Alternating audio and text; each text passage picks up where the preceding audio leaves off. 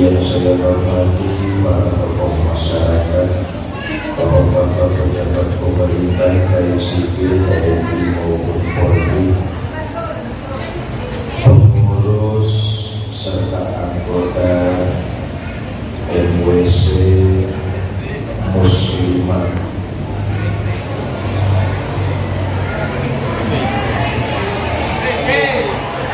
PAJ Muslimat DKM Masjid An-Nur, ibu bapak saudara-saudara kaum muslimin yang saya cintai,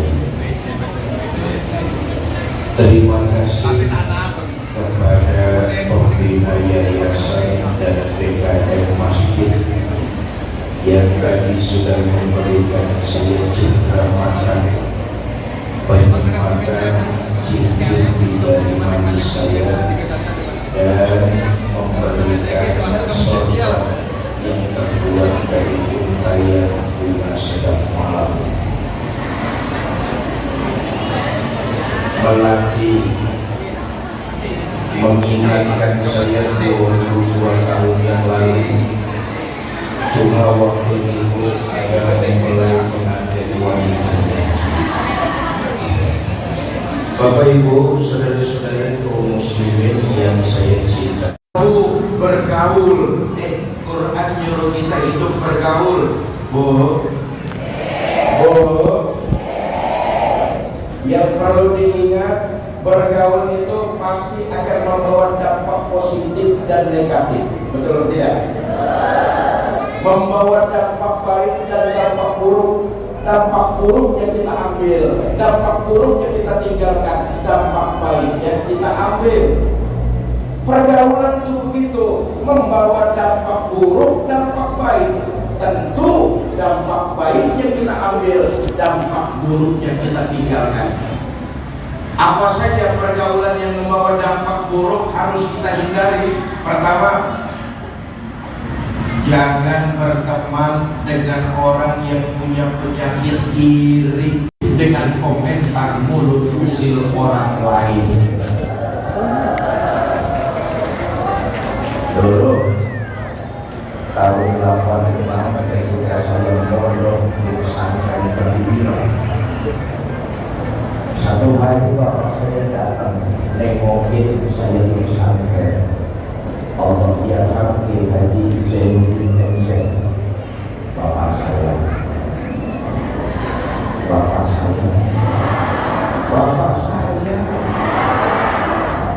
Saudara kenal kan sama Haji Zainuddin MC? Kenalan di mana?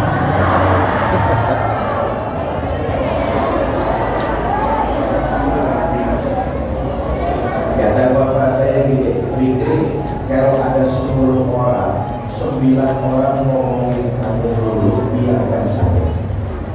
Gak usah ditanggapi, gak usah dibalas. Masukin kuping kanan, keluarin lagi kuping kanan. Jangan dikeluarin kuping kiri, tembus lagi. Masukin kuping kanan, keluarin lagi kuping kanan. Kata bapak saya, kalau ada 10 orang, 9 orang ngomongin kamu melulu, diamin aja, diamkan saja. Begitulah kehidupan di tengah masyarakat. Saya bilang, kenapa masih ada satu yang senang sama kamu, yang satu itu saja kamu urusin? Itulah kenyataannya, itulah realitasnya. Kita hidup di tengah masyarakat, pasti nggak bakalan lepas dari mulut usil orang lain. Nah, saya singkat saja. Pertama, kalau ada orang yang ngomongin kita, sesungguhnya sedang terjadi transfer pahala.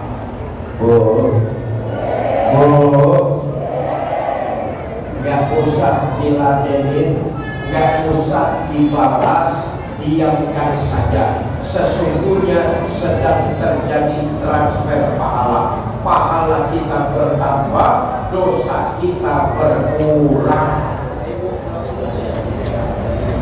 Mudah-mudahan nanti yang hadir hari ini di Masjid An-Nur masuk surga semua. Saudara, nanti kalau semua yang hadir ini masuk surga. Amin. Pertama, itu karena pasti rahmatnya Allah, itu pasti. Yang kedua, jangan kita menyangka kita masuk surga itu karena amalan ibadah kita. Jauh. Ibadah sholat, kita tahu kualitas sholat kita, betul atau tidak? Puasa, kita tahu kualitas ibadah puasa kita. Zakat, kita tahu kualitas zakat kita. Boleh jadi yang kedua yang menyebabkan kita masuk surga, selain yang pertama karena rahmat Allah, yang kedua karena kita dikirimin pahala dari orang lain, dikurangi dosa kita oleh orang lain. Lewat apa? Kita dikomentari, kita diomongi, kita diam saja, tidak menggubris. Itulah yang menambah menimbun pahala kita.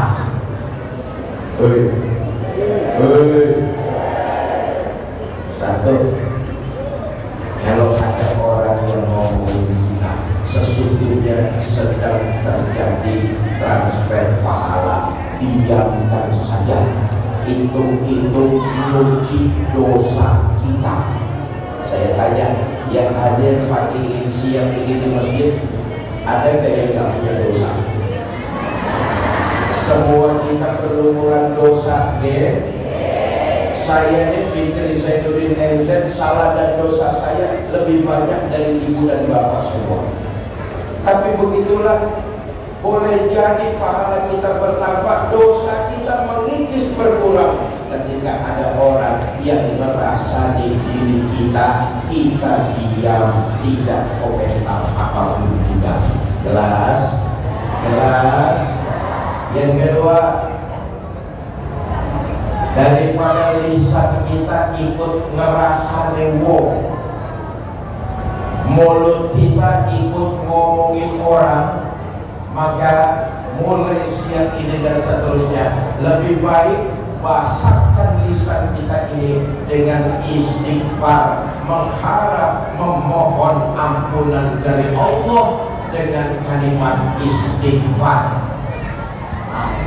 Astaghfirullah Rabbal baraya, astaghfirullah.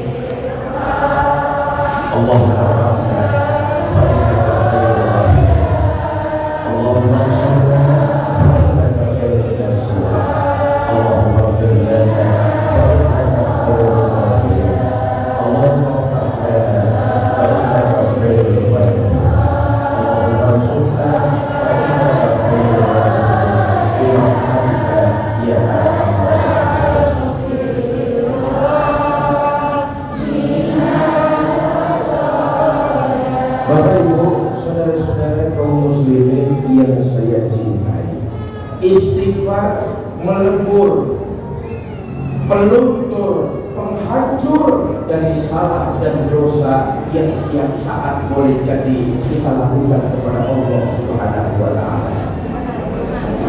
Yang kedua, orang yang mendawamkan istighfar, hajat dan kebutuhannya dipenuhi oleh Allah Subhanahu wa Ta'ala. Inilah hebatnya istighfar. Orang yang mendawamkan kalimat istighfar, diampuni dosanya, lalu hajat dan kebutuhannya dicukupkan oleh Allah. Saudara, adalah ulama besar bernama Imam Ahmad bin Hanbal. Satu hari Imam Ahmad bin Hanbal hatinya saya ingin benar datang ke kota Baghdad di Irak.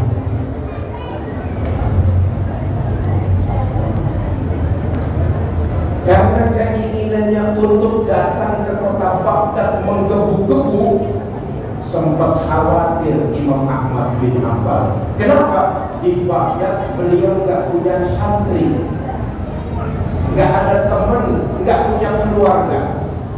Tapi karena keinginannya begitu kuat untuk datang ke Baghdad, berangkat Imam Ahmad bin Hanbal dari kampung halamannya menuju Irak. Sampai di Irak, waktu sudah menjelang petang, sore. Imam Ahmad bin Hanbal mampir ke masjid. Gak lama masuk waktu sholat maghrib, ikut beliau sholat maghrib berjamaah di masjid itu. Selesai sholat maghrib, tadarus Quran. Masuk waktu sholat isya, ikut beliau sholat isya berjamaah. Selesai sholat isya, zikir, wirid, doa. Habis doa, Imam Ahmad bin Hanbal melepas jubahnya, melipat imamahnya dijadikan bantal. Beliau mau istirahat sebentar di dalam masjid untuk melepas lelah. Maklum, dari pagi sampai sore jalan kaki menuju Baghdad, capek. Itu sorban dengan jubah sudah dilipat, dijadikan seperti bantal. Beliau mau istirahat sebentar di dalam masjid. Datang marbot. Marbot kenapa marbot? Marbot apa bahasa Jepang? Petugas marbot. Datang petugas masjid. Pak, jangan tidur di dalam masjid. Masjid tempatnya sholat, kata petugas masjid. Kata Imam Ahmad bin Hanbal, maaf mas, saya musafir, datang dari jauh, saya mau istirahat sebentar saja. Gak boleh. Masjid itu tempatnya sholat. Sholat isya sudah dikerjakan, jamaah sudah pada pulang. Sebentar lagi masjid ini lampunya saya mau matikan, pintunya saya mau kunci-kunciin. Kalau bapak mau tidur, keluar, jangan di dalam masjid. Allahu Akbar. Ulama besar sekelas Imam Ahmad bin Hanbal dimaki-maki petugas masjid. Keluar Imam Ahmad bin Hanbal dari dalam masjid. Di pinggir jalan beliau celimukan. Celimukan itu apa bahasa? Cengahan. Tolak-toleh. Tolak-toleh.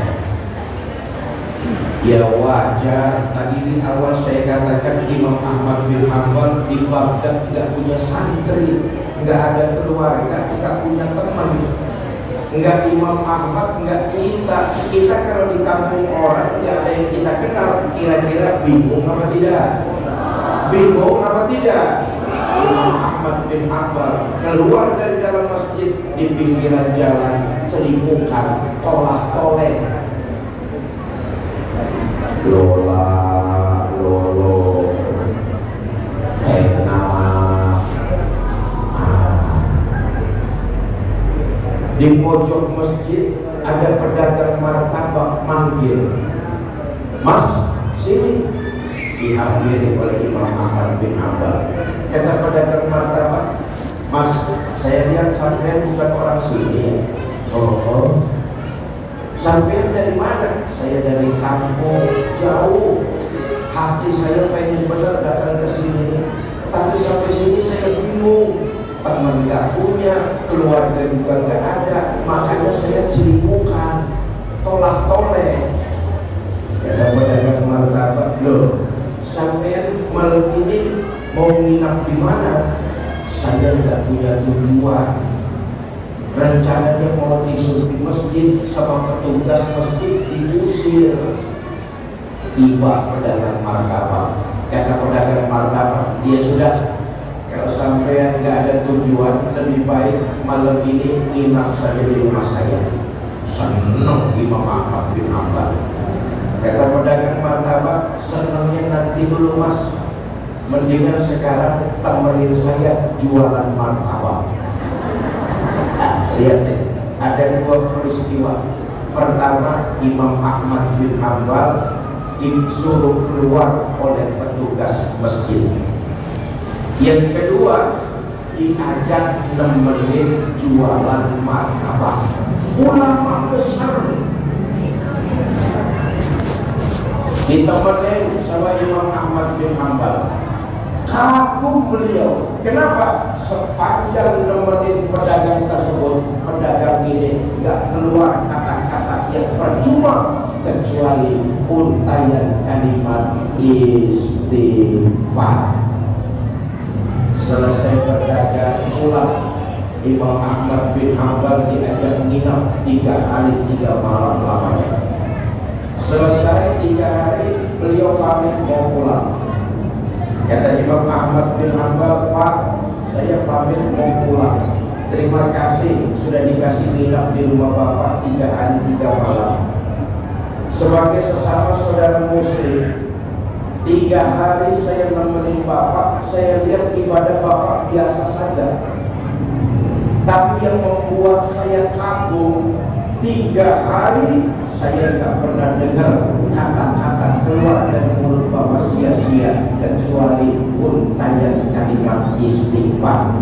Ngomong-ngomong Pak, Bapak sudah lama mengamalkan kalimat istighfar. Kata pedagang martabak, dia belum lama juga, baru 20 tahun. Tambah penasaran Imam Ahmad bin Hanbal.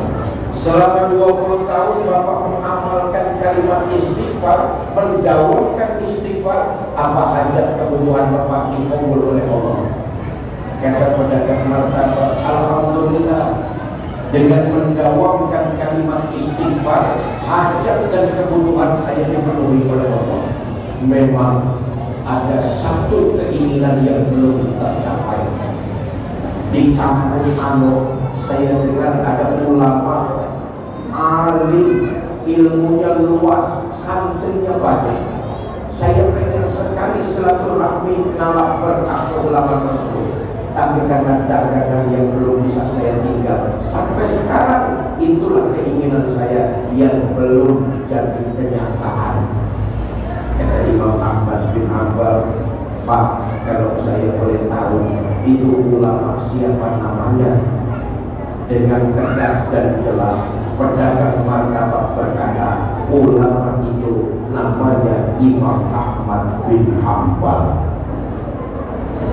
Sadarlah Imam Ahmad bin Hanbal bahwa yang mengiringi langkah kakinya datang ke kota Baghdad adalah untayan kalimat istighfar. Enggak cukup sampai di situ. Ternyata Imam Ahmad bin Hanbal nginap 3 hari 3 malam lamanya di rumah orang yang mendawamkan kalimat istighfar. Daripada kita nambahin dosa, ngurangi pahala, lebur salah dan dosa kita dengan istighfar. Kalimat istighfar kalau kita dawamkan, kita rutinkan, yakinlah hajat dan kebutuhan kita akan dipenuhi oleh Allah Subhanahu wa Ta'ala. Bapak Ibu saudara-saudara,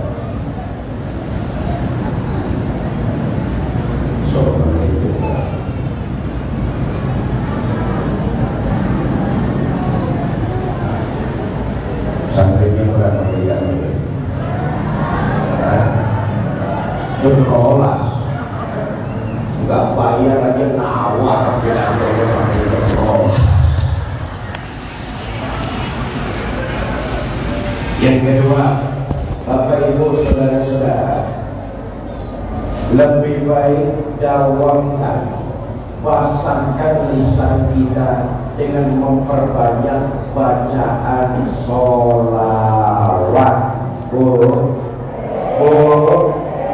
Kita semua pasti ngakunya umat Kanjeng Nabi, betul apa tidak?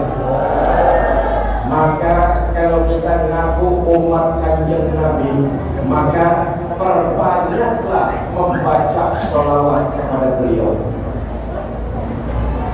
Kita ini berhutang jasa kepada baginda Nabi. Bersyukur kita kepada Allah ditakdirkan menjadi umat Nabi Muhammad SAW. Berhutang jasa besar kita kepada baginda Nabi. Saudara, Nabi itu Nabi yang utama. Karena beliau Nabi yang utama, oleh Allah umatnya nanti di akhirat akan diberikan keutamaan juga. Alhamdulillah.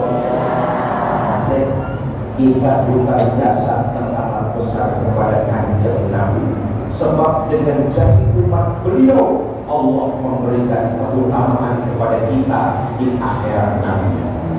Dalam hadis qudsi Allah menjelaskan, ini haramtul jannata ala sa'iril umam hatta tadkhulaha ummatuka. Surga pintunya belum akan dibukakan sebelum umat Kanjeng Nabi Muhammad masuk lebih dulu ke dalamnya. Alhamdulillah. Berdasarkan hadis kursi ini, keluarga Nabi Adam masuk surga